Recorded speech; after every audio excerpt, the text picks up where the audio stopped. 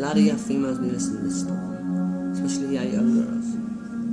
And a lot of y'all guys be listening to this story. Y'all niggas are disrespectful as hell. It's crazy. Yeah, for real, look.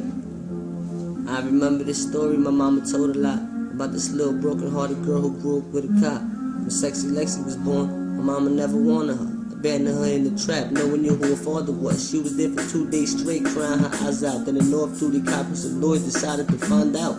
Broke the wood down, climbed in, got it, and climbed out. Started to wild out, finally had something to smile about. He was a single, well-paid officer, so luckily, he turned a baby in and the judge granted him custody. He looked in her eyes and said, "I'ma name you Lexy." Sexy Lexy smiled and she was used to him. By next week, Lexy was set for life. At 7, was on the sports team. Baseball, ponies, Barbie mansions, and girl dreams. Everything the girl could ever want, this little girl seen. But everything changed from age 8 to 14. Started growing the body. Daddy looked at her different. Knowing it's not his daughter and he's her only protection. He's sticking, smoking, and sniffing. Beers all over the kitchen. A private house in the woods so we knew nobody would listen. Sexy Lexy was sleeping. Beautiful Puerto Rican girl with his white cop pops walking around creeping. He turned the knob on the door.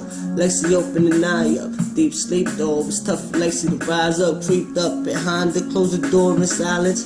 Poor little Lexy couldn't change, she had dime now. Jumped on her all crazy, he started ripping her clothes off. Lexy started screaming, he knocked her out, she dozed off. Ate her pussy and fucked her, nasty motherfucker. She was only 8, there was blood all over the covers. He hit it all positions and did himself in the kitchen. Lexy woke up and knew her innocence was missing. Blood all over the floor, there was blood all over his balls. Nigga blew his brains out, there was blood all over the walls. Lexy could barely walk, or the cops could barely talk.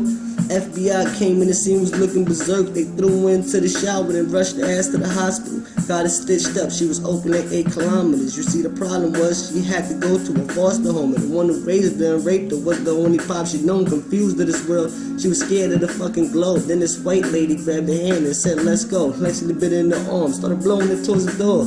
Ran a couple blocks, dipped her to a corner store.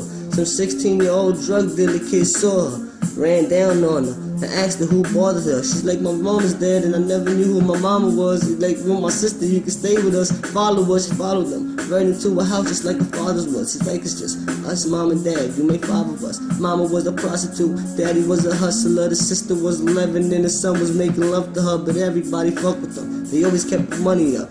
Had to talk to Lexy and convinced that she was one of them. A few years passed by, Lexy's sister had babies. Lexy was 14, looking like a grown lady. Fucking kept it wavy, sucking dick kept it wavy. Her brother was 22 and was fucking her every day. She was jumping house to house, fucking niggas mouth to mouth.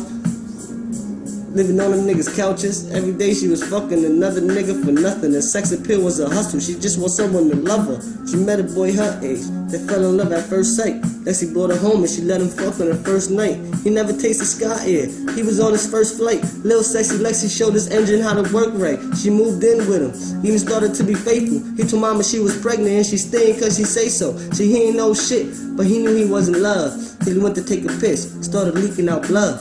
Lil nigga was nervous. He forgot to use the rubber. He went and grabbed the ratchet. And then after this, she loved him. She said she was in love, but she forgot that she had AIDS. And then the devil came out. And he laid fire into her face. Dragged the body to the basement. Stood over her and prayed and blew his brains out so he could be with Lexy every day. R.I.P.